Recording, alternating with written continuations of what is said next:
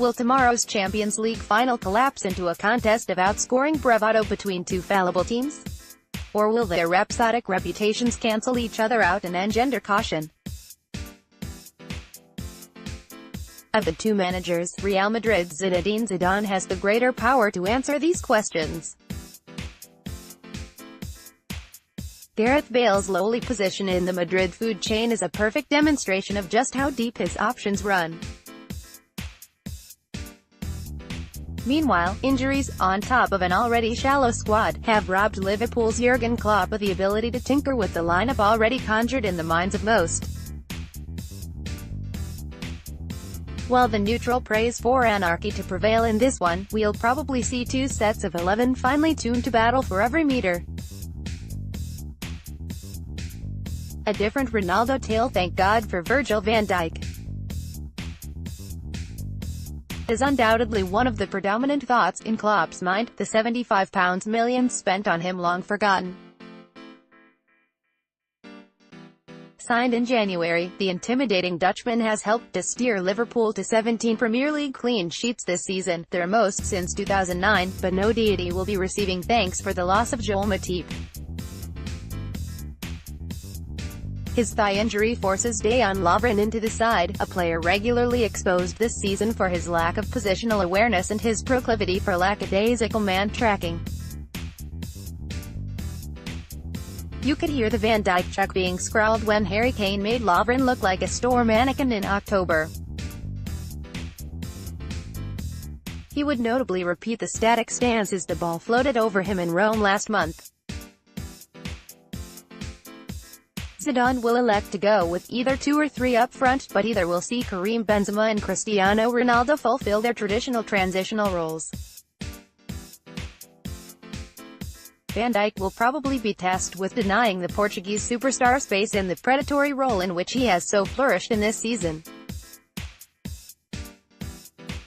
which leaves Lovren to keep track of the runs of Karim Benzema, who will be well aware that luring him out of position will create space for a player like Isco to run into. Another option for Madrid would be to play a 4-4-2 with Lucas Vazquez and Marco Asensio out wide. Trent Alexander-Arnold and Andrew Robertson have been solid, but Zidane will feel their inexperience is a point that's vulnerable to exploitation. Between the sticks, Loris Karius has hardly done his bit to dispel notions about Liverpool's porous backline. Recruited last season as an improvement to the error-prone Simon Mignolet, he has instead rotated in and out with the Belgian. He'll start on Saturday in all likelihood and needs to deliver the game of his life. Opposite number Keylor Navas's mixed performances have courted transfer rumors, but the belief remains that a major blunder from him is not of immediate concern. Center duel fin it comes to ball playing, there is no competition in the midfield. Toni Kroos and especially the silky Luka Modric nonchalantly weave patterns of destruction with the flick of a boot. Jordan Henderson and James Milner are as English as 3 p.m. tea and crumpets at Downton Abbey. Plenty of rudimentary hustle, which is not necessarily an indictment.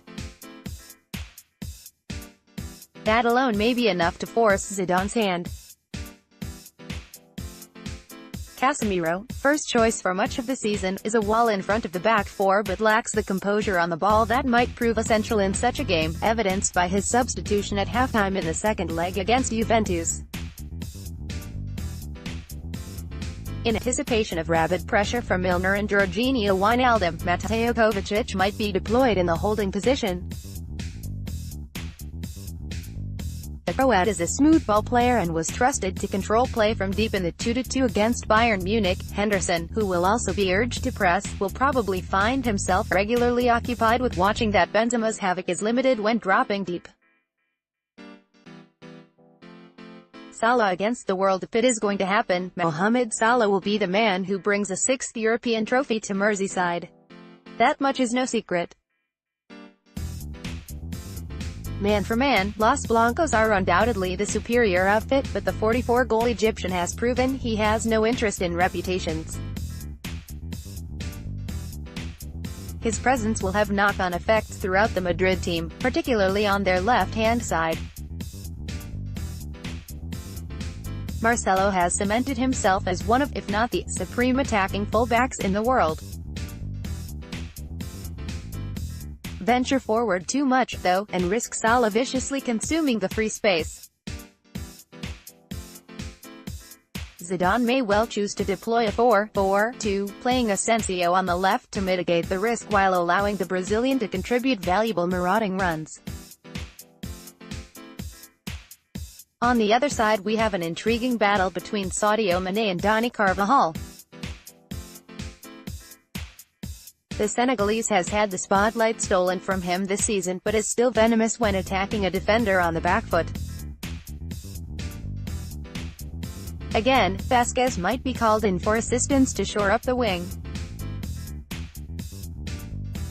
Sergio Ramos has built his legend on standing up when the occasion matters, scoring in 2 finals already. This time he and partner Rafael Varane are faced with a different prospect, Roberto Firmino. The Brazilian, unlikely to beat either for pace, will be instructed by Klop to work the gaps, finding the space they leave with strolling forward to play a pass.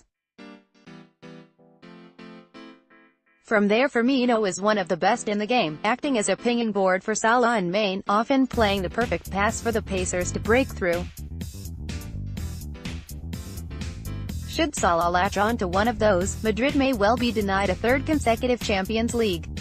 Should Ronaldo triumph instead, he'll have as many European Cups as the whole of Merseyside.